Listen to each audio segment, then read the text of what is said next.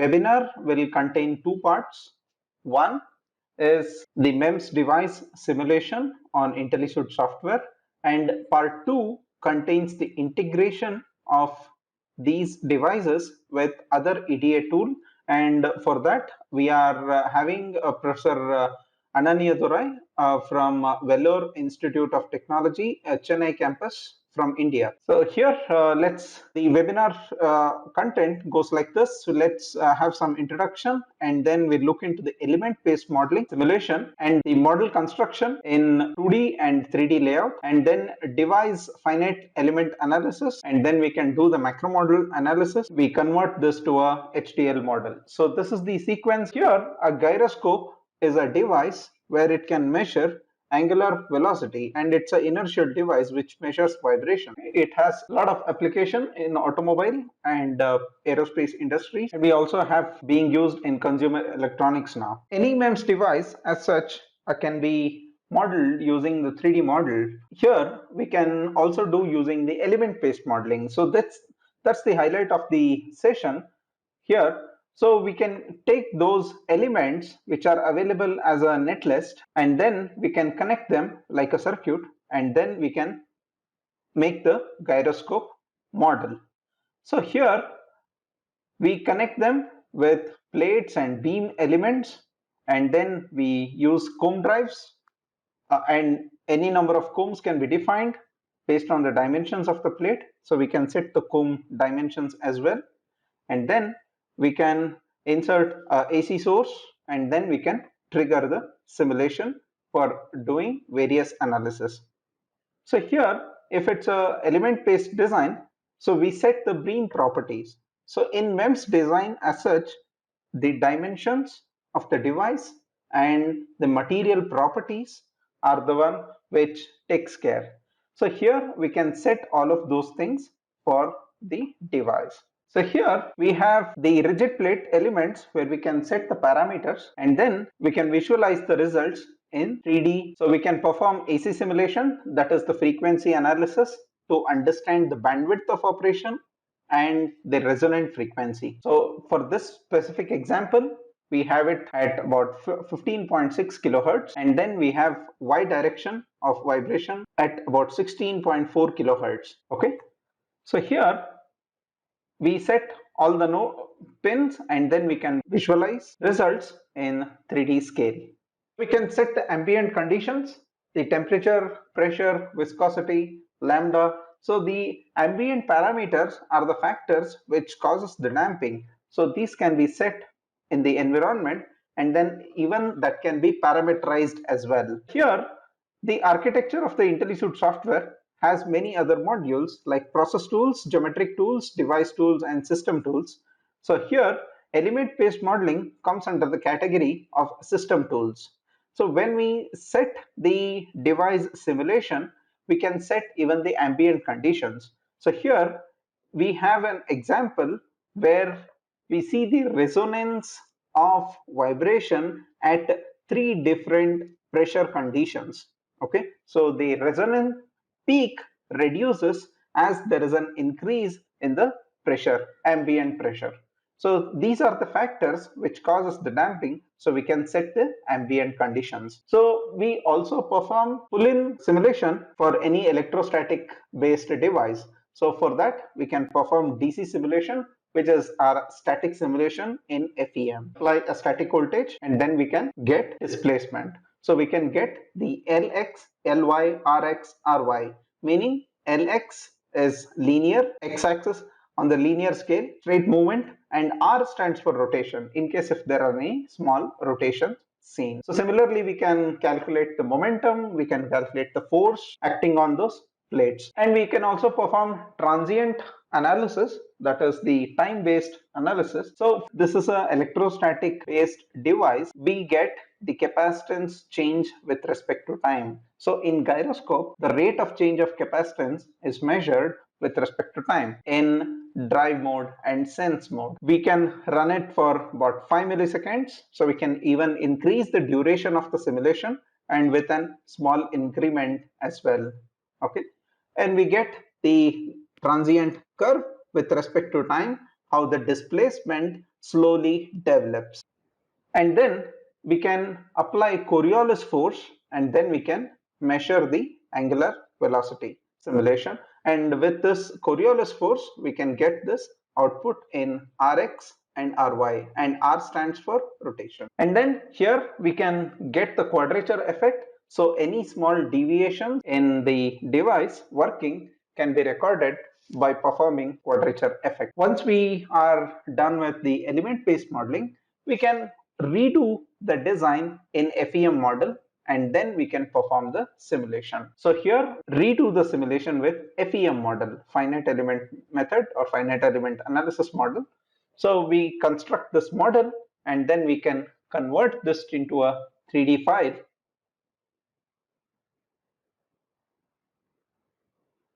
and then we can perform the frequency analysis. So frequency analysis, we can set the material properties, the orientation of the silicon material, and then we can fix the boundary conditions. We can run the natural frequency analysis. So it takes about 2 to 3 minutes of simulation, and then we can get different modes of vibration. So we can get the drive mode, sense mode, all of those modes of vibration, and mode 1 to mode 6 we can extract them. And we can perform static analysis to get pull-in voltage, and then we apply 100 volts. The same was applied in element-based model as well. And then we perform the static simulation. So here we set the load to one of the element and then apply the same load to multiple combs. Okay, so we can set them, and then we can get this displacement value. So here, when we perform frequency analysis, that is the equivalent AC analysis in simple. When we perform DC analysis in element-based model, that is the equivalent static analysis in FEM simulation, and dynamic analysis is transient. So here in dynamic analysis, we can get the time response of the device. So we apply Coriolis force and then we see the performance of the device. And then further perform the reduced order model simulation by extracting model contributions, calculate the strain energy versus modal amplitudes, and mutual capacitance and modal amplitudes are extracted. So these are performed in a sequence, and then we load this onto a macro model element. Okay, the reduced ordered model file is loaded onto a black box called as macro model element, and then the simulation is repeated. So here you may notice that the element-based modeling had drive mode. The resonant frequency was about 15.6 kilohertz. Here, even the reduced ordered model simulation, the macro model simulation, was also showing the same result. In DC validation, we had 0.22 micrometers as the displacement for applying 100 volts of DC bias to calculate the pull-in. The same is seen here. And when we look at the drive mode, the element-based modeling gives us a result about 15.6 kilohertz, and then FEM simulation also gives the same value, and also the macro model simulation. And displacement is also the same. So this is what I'm talking about, is to benchmark your results. So you can perform the simulation based on your element-based model, and then the FEM model, and then the macro model, that is the reduced ordered model file. So we can get these results on 3 different platforms. One is using element-based model, FEM model, and macro model simulation. Okay, and then here we can calculate the capacitance value that is generated with time due to the vibration in the gyroscope. So the transient versus Coriolis can also be mapped using the macro model simulation. In any device, we have 2 different types of circuits interfaced. One is the feedback loop and with no feedback loop. So here the advantage of performing macro model simulation is we can have feedback loop for the device. So the black box, what we see here is a gyroscope, and then the signals are passed through various signal conditioning system, and then signals are processed and then again fed back to the device. Okay, so we can set a feedback loop as well. So here we can extract these data and then we can perform the simulation file. Okay, and these results help us in taking it forward. Okay, so here once we have these results on the MEMS simulation tool, what next? So the question is, yes, we have done the MEMS device, but it needs to have an interfacing circuit. So all those, the signals that are sensed needs to be interpreted in a readable format, for which we require an ASIC, application specific IC, or it can call an readout integrated circuit, ROIC. So that can be generated using other EDA tools available in the market. So for that, we require a feed. We need to give an input. How do we give an input? So for that, we use a module called EDA linker, and that module help us to convert the MEMS device into equivalent EDA file format. So here in this webinar, we are using a Verilog A file format to generate the EDA compatible file. So other tools or other file formats are VHDL, Verilog, Simulink, PSpice, HSpice. So those are the file formats that we can convert. So we can convert the MEMS device file into equivalent EDA interfacing file, and further we can take this file to other EDA tools for interfacing the MEMS device with outside electronics. I request Professor Ananiah Durai to share his work that we have done together, and then we can see how these files can be interfaced with Cadence. A CMOS MEMS design technique, where my expertise is into integrating CMOS readout circuit with the MEMS. So MEMS design, yeah, of course, you have seen IntelliSuite software has a lot of capabilities. One of the things which I like the most is this interoperable design. I mean, the techniques that is provided by the tool, okay, which I couldn't be able to identify it in the, or I find it is lacking in the other industrial standard tools, okay. And let me put a brief profile of me. Some of the chips which I have done earlier during my PhD studies, I'll just put it across so that it might be a little bit interesting for you. So that's the CMOS MEMS design. This is completely in the CMOS process. It's CMRF8SF IBM CMOS technology, basically, okay, where using the top metal layers, we have designed the uh, capacitive device. You can see both electrical and rectangular capacitive device, and you can see the CMOS readout there, okay? That's your CMOS readout circuit. Yes, and yeah, so that's fabricated out, and this is without etching. And on this chip, this is the die, open naked die. On this, we have done etching and we have post-processed it and released the devices. Okay, and we have experimentally verified it also. And this one is the another chip which I've done using the SIGE MEMS process, silicon germanium MEMS process. It's completely done in Europractice, Belgium, where they do all the post processing and give it to you. So that also it worked out well for us. Okay. So now the presentation overview, quickly, I'll just tell you what I'm going to do. Design, basically optimizing the design of the MEMS sensor completely done by their end, and they have exported and given the 10 macro model, and they have done it in the design. They have repeated in 10 also. He has shown you the 3 different ways of verifying the design. So in one of that 10 macro model also, he has designed and exported the Verilog A file and given to me to rework on that using the Cadence tool. How do we integrate the MEMS and CMOS, the part MEMS sensor with the CMOS readout? So that's what I'm going to concentrate more on here now.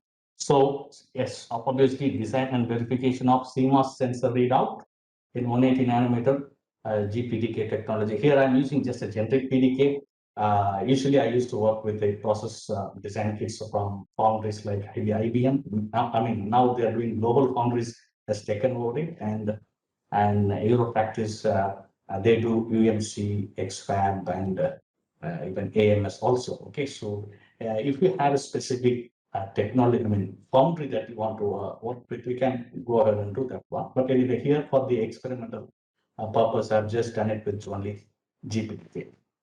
Okay, so that's what it is. So I will show you how we have successfully interfaced it and how we have achieved amplifying the signal which you have got from the gyro MEMS sensor designed by the IntelliSense team. So we generally what they have done is they have given me a Verilog A files and I have taken it, imported into the Gyroscope, and I extracted the symbols, and then in 180 nanometers EPDK, and I have designed a CMOS data circuit and integrated both, okay, on the same schematic. Okay, so it's a kind of a live I mean, amplification of the signal which I got from the MEMS sensor. Okay, so this Verilog A file will, I mean, when you extract the Verilog A file, you will get a macro, I mean, what do you call it, a black box kind of a symbol. Okay, so with that, you may have to work on with that, because most of you guys might have worked in Cadence where you have the schematic. Even in the symbol also, if you double click it, it will take you to the Intel transistor level design of the circuit. Okay, but in this case it's not so, because you are extracting from the Verilog A, so you will get only the black box. Okay, the functionality is all written in the Verilog A files. Okay, hope you understand what I mean. Okay, so let me take you quickly, because I don't want to take much time. Okay, so now what they have done is, what the IntelliSense team have done is, they have used two gyroscopes here. Okay, and back then we call it as Gyro Mac 1 and Gyro Mac 2. Okay, and both are exactly the same design. I think Mr. Sripadraja has shown that. So it has the proof mass, two proof masses. Okay, and it has its mobile parts, and it has a stationary part. And you know that it's a tuning fork type of a gyroscope, where it's a vibratory gyroscope. Sometimes it's called as a Coriolis vibratory gyroscope, CVG, they call it as. So the basic concept here is that when the vibrating gyroscope, when it is rotated, obviously it's going to exert a Coriolis force to the stationary object, the proof mass which is stationary. Okay, so that Coriolis force is going to displace the foam finger. Obviously, foam finger is a capacitive transduction device, where as the displacement of the capacitance, as the comb finger is displaced, okay, so you have one fixed comb fingers and movable one. So when the movable one is displaced, obviously there is a variation in the capacitance, and that is obviously reflected in your electrical parameters. Okay, C is equal to dV I dV by dt. Okay, so you know about that. Okay, okay. So now the variation in the voltage, excuse me, for my throat got dried. So the variation in the voltage obviously is very, very feeble. So, okay, so that's what we are going to take it and amplify it. Okay, so now why we need a separate correlative force module here? Because we need to realize it. Because how do we do it in the tool?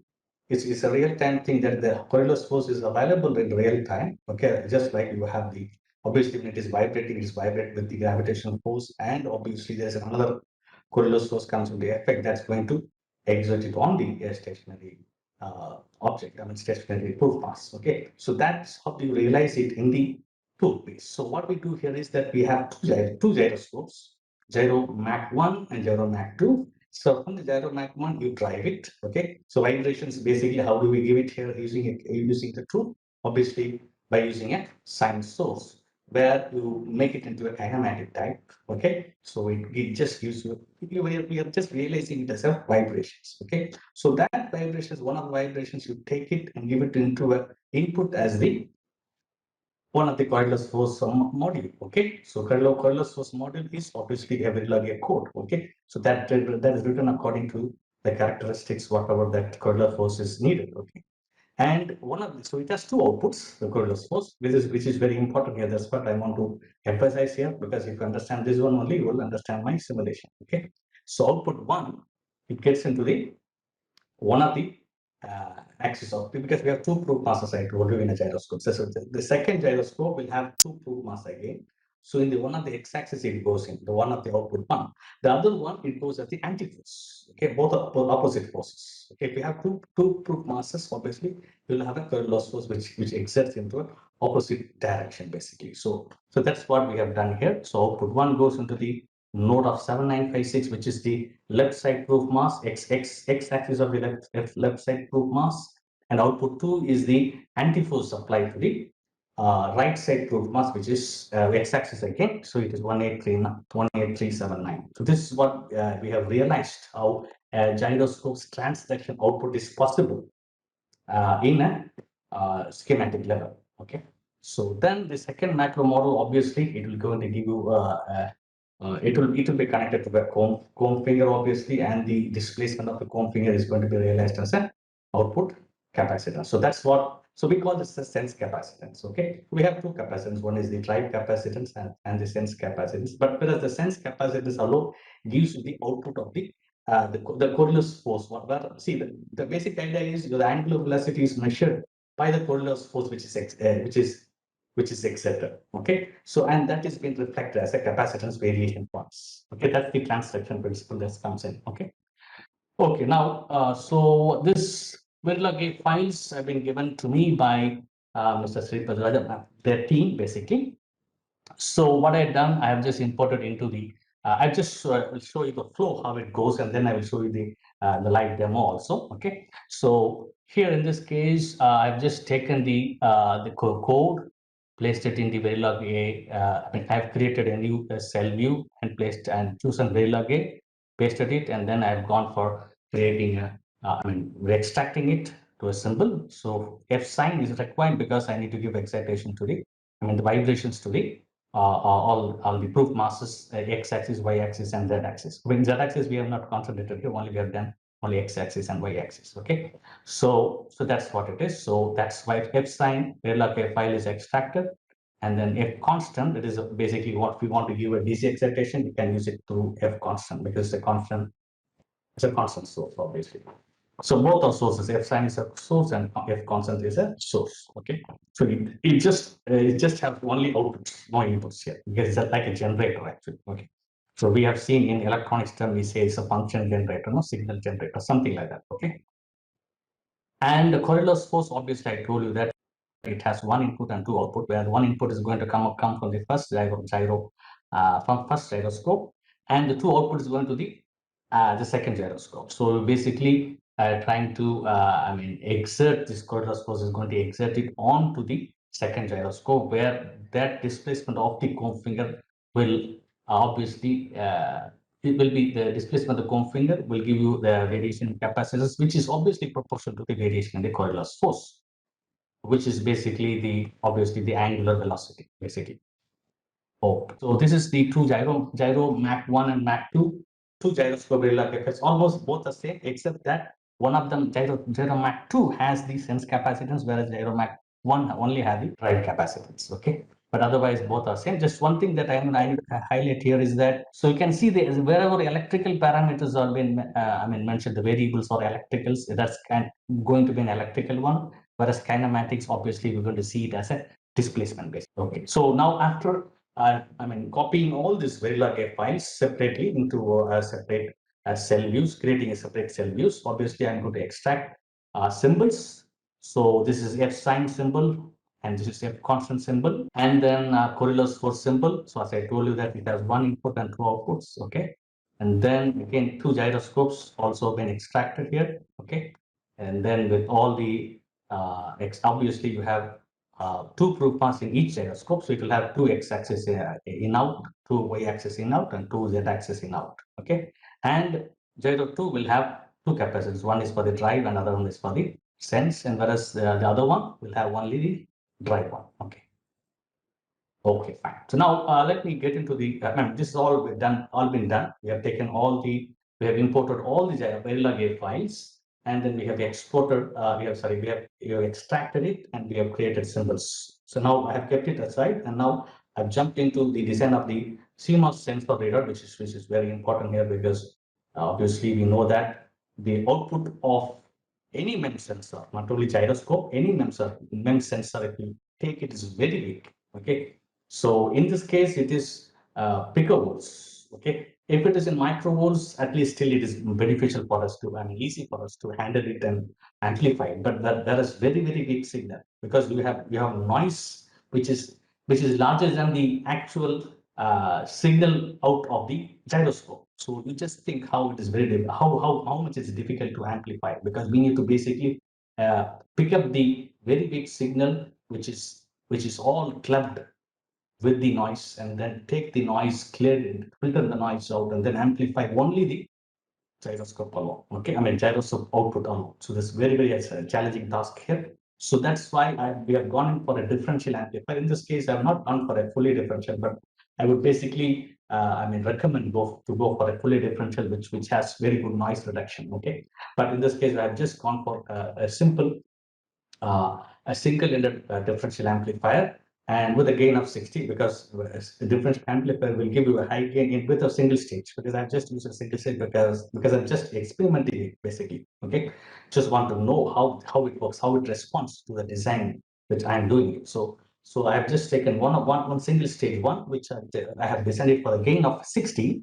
Okay, and so that's what I'm going to interface it with the MEMS sensor. Okay, this is the design which I have done. Okay, yeah, of course, for a specific gain, obviously I have to decide how much is the current which I need. I need to decide what is the GM of the input device. Okay, so and what is the phase margin, all those things, considering that. So I just quickly going through it. So with all this design, I've just simulated and find out whether my design is working fine. So I have two inputs I've given and one of the output. So obviously I can see the inputs are in terms of 1 microvolt and outputs in terms of volts. So I've got almost 60 gain. Okay, around 60, not exactly 60, it's around 60. And when I did an AC simulation, I can find out almost is 50, around 58. 58 is the gain, with a bandwidth of around some 10 megahertz is quite enough, because most of the frequencies will be in terms of kilohertz in most of the MEMS sensors. And in this case, it is the resonant frequency is at 15.6 as mentioned. Okay. So considering that, I thought like, yes, of course, 10 megahertz should be enough for me. So I can even design for a larger, wider bandwidth, but it's not required. As you, because you know that your bandwidth and the gain is inversely proportional. Obviously, if I increase the bandwidth, obviously then I have to pay for the gain. But rather in this case, 10 megahertz is pretty much wider for me. So in such case, that what I did, I just, okay, 58 dB, around 58 to 60 dB is fine for me. So I just satisfied with it, and I left it as it is. And then I got almost a phase margin of around some 50 dB, which is good enough actually, but it's poor, but it's not good enough for a single stage basically. Okay. So, and then after all the analysis and I'm satisfied with it, I've just exported the symbol of the differential amplifier with two inputs, with one VDD and ground and Vout. It's a single-ended differential amplifier. As I told you, we have only one output here. So, but if you go for a differential one, it's going to be very, less noisy, basically. Okay. Okay. So now, then how do we interface this? So now I have got all the MEMS gyro symbols all been extracted. Now I need to interface it and verify it whether it is working as it is. Like here, Mr. Sripadraja has told that they have done it with three different tools. All this benchmarking is how it is. He has shown you. Okay, all of them have, for a dry mode, it is 15.6K. So similarly, I have to do it here and find out in the cadence also. I need to benchmark it with the IntelliSuite results, what he has achieved. So we have just interfaced it. So we have just connected here. You can look at this one. I will just explain you in detail when I get into the demo. Okay, so you can just see here. This is one gyro, this is another gyro. All this F sign and F constant is connected to the proof masses axis basically. And here, this is the gyro, Coriolis force, where the input from the first gyro is taken in and given in, and the two outputs is taken in and given into the gyro Mac 2 basically. And I have two outputs from here. One is the drive capacitance, and the other one is the sense capacitance. So sense capacitance is the one which I need to consider the final output from the entire gyro design. Okay. Okay, fine. So now this is the output which I got for the transient. Okay, so you can see here as you increase the displacement, I can see the first one is the, I think, yeah, sense cap output. As the displacement increases, my capacitance increases. Due to that, I have variation in voltage increasing. Okay, so all of the I can see all of the axis of the displacement of the proof mass is pretty much increasing with the excitation which I've given. This is all the vibrations which the proof mass. This are the axis of the proof masses. Okay, so obviously it's going to show you the vibration. So with the variation of these vibrations, obviously I can see the increase in my the sense capacitance output. Okay, okay, fine. I mean the voltage output of the sense capacitance. From the sense capacitance, I take the voltage out basically. Okay. Okay, not the capacitance. Obviously, I think in simulations, I think in IntelliSuite software, we can do the we can determine how the capacitance varies with the variations of the Coriolis force. Okay, so that can be done. But I think he has shown also. But anyway, but I'm not going to do that one here. But this is entirely a different kind of approach. Okay. So the next flow is AC analysis. So I need to find out where exactly the resonant frequency is, so I can achieve the resonant frequency of 15.6K, which is obviously shown by, and it is benchmarked with the all the simulation which is shown by Mr. Sripath. So I would say that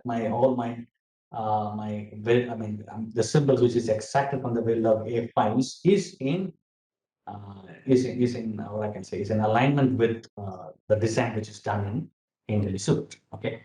Okay. Now I have just integrated it. Now I will integrate with the CMOS circuit here. So these are all my MEMS part, complete MEMS part here, and then I have the final CMOS readout circuit interfaced with it, and then I'll get an output like this. Okay. So this is the input to the fan or the output of the sense capacitance of the gyroscope. Okay, and now this is in terms of you can see here, but it may look very similar. The scale is different, but so just it's in nanovolt. Sorry, it's in picovolt. So it's around. I would say it's looks like around some 70, 60. Sorry, around 68 picovolt, I think.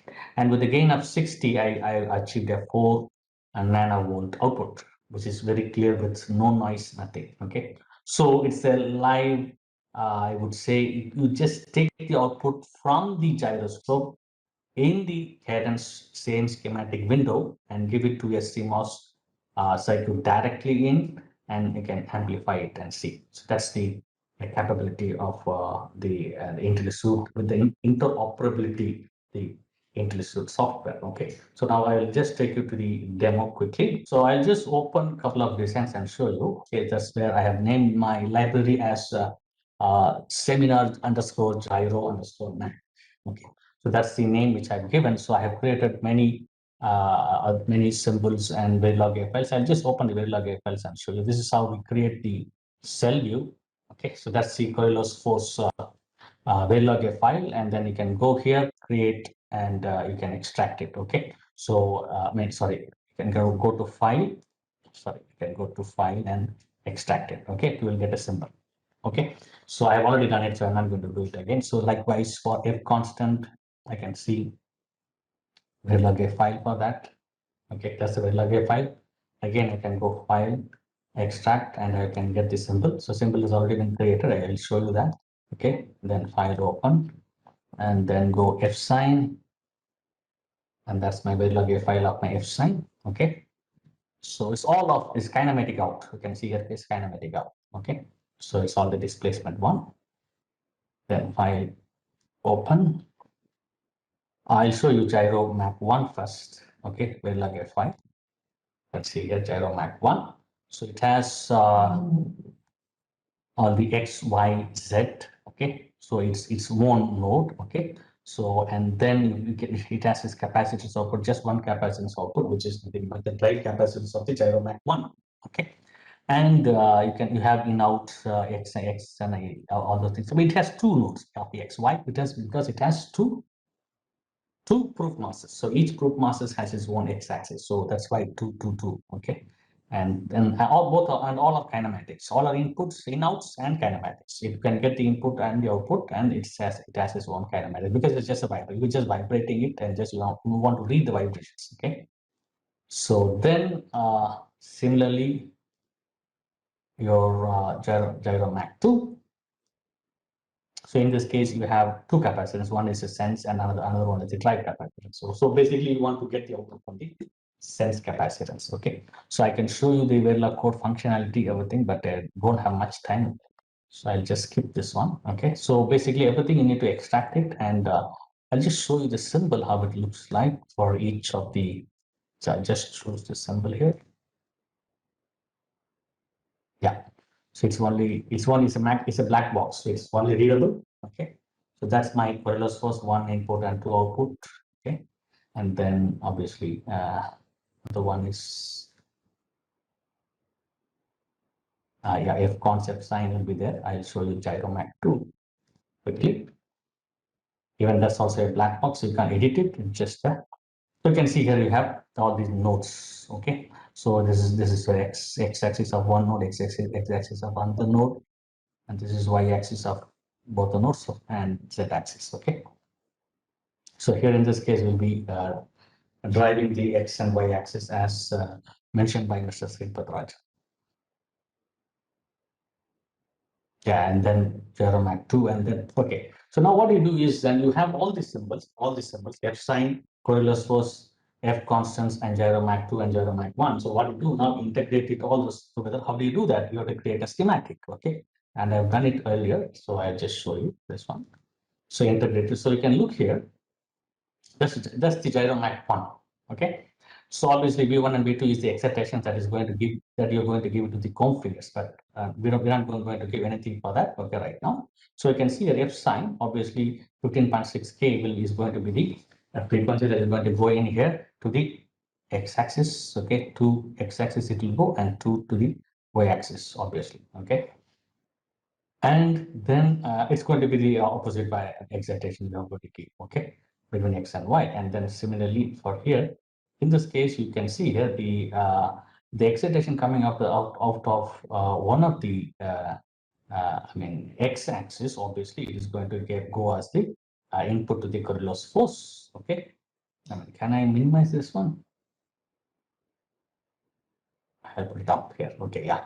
So Corellos force here, I have two outputs here. That two outputs going to excite the, you can see here, y-axis of the proof masses. Okay, of the proof masses of the Gyromac 2. Okay, so that's where your Corellos force basically gets excited, gets excited onto the y direction, basically onto the Gyromac 2.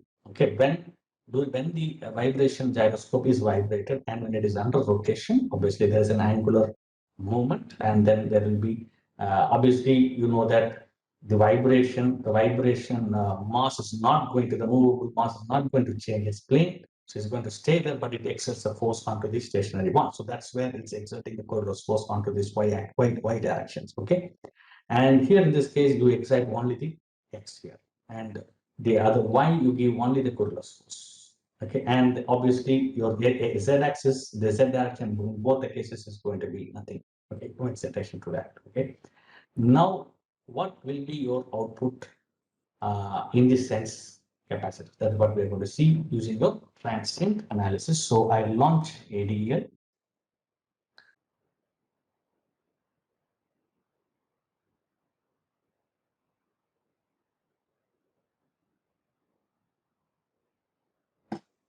Yeah, so I'll choose the analysis. First, I'll do the transient analysis. I'll just go for 5M, and with an option, the same same type of simulation which has been shown by Mr. Sripatraja. Step size and other things. I'm giving it as 5 micro. Apply. Okay. Okay, so now let me choose the output which I'm going to view. I'll just go pick it up from, I'll just show you, for example, like, x-axis for from here, one x-axis, I'll show you one y-axis and one z-axis in the left, and obviously one from here, one from here, and one from here.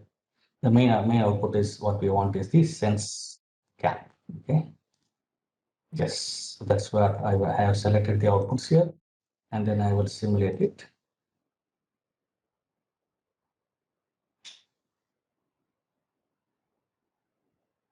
So that's where I'm assuming. Yes, you can see the same output which we have seen it in our thing. Okay, so here's the sense cap. Obviously, as I told you, that as the vibration keeps increasing, and then there is a Coriolis force effect on it. Okay, so on the gyroscope, obviously there will be increase in your output voltage of the sense cap. Okay, so that's what we have achieved it. So this is the proper output that you need. I think the similar output, I think, as people has told you. Okay, let me see the do the AC analysis, and I will show that one also quickly. AC analysis one. I'll take up to 10 G, but not required. But anyway, I'll do that. I'll go for logarithmic 10 points. With the same inputs and outputs. Obviously, sense cap is not required. Take out the transient. Let's show you only this.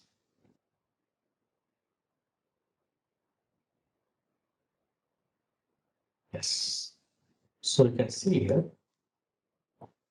all of them are displayed here. Okay, so you can see here it is almost 15.84, almost similar to that. Okay, so there's a little bit shift in the when there's a Coriolis forces affected, there's a little bit shift in the resonance frequency. Okay, so it's 15.8 here, and it's 15.4, 16.46. This is for the y-axis as sorry, this is the x-axis again, 15.8, and this one is 15.84. Okay, so I have not labeled the net, but you can see there will be a shift in the resonance force as when the Coriolis force is being exerted onto that. But anyway, the main aim for us is to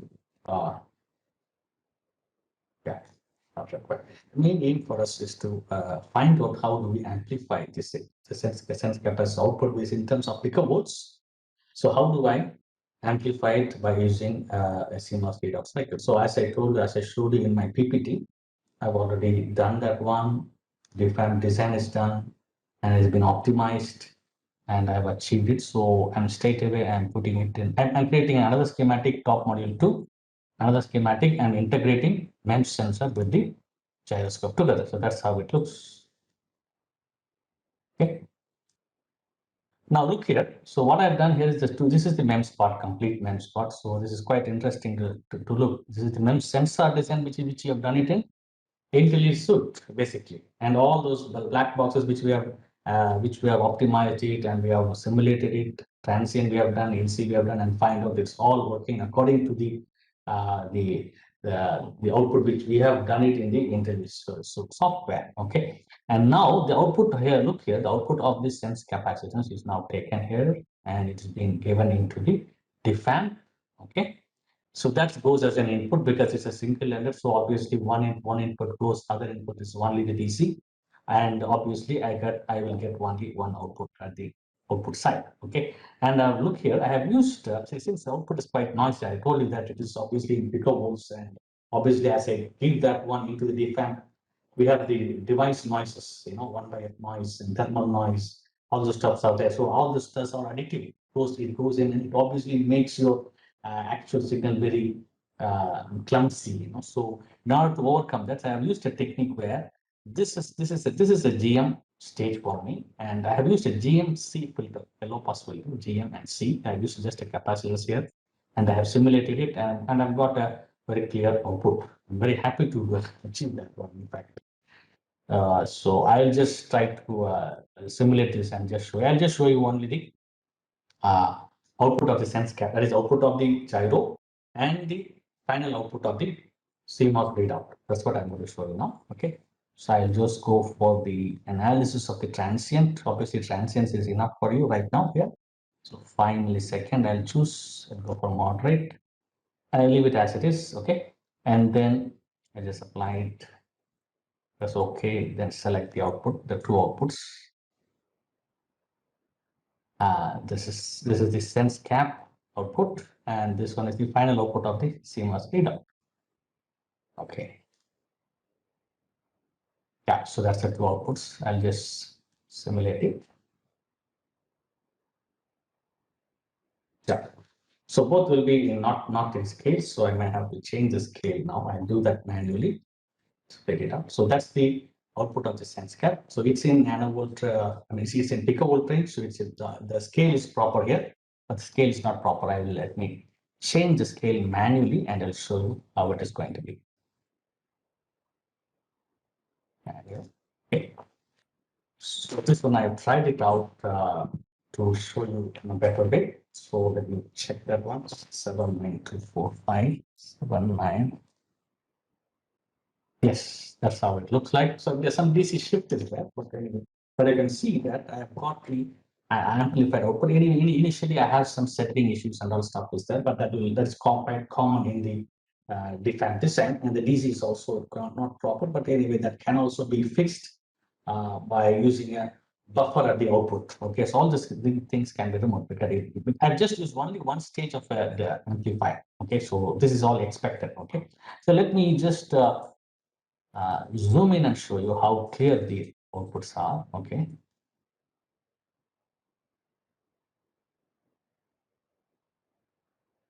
That's how clear it is.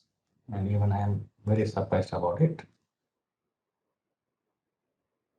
Okay. Oh, sorry.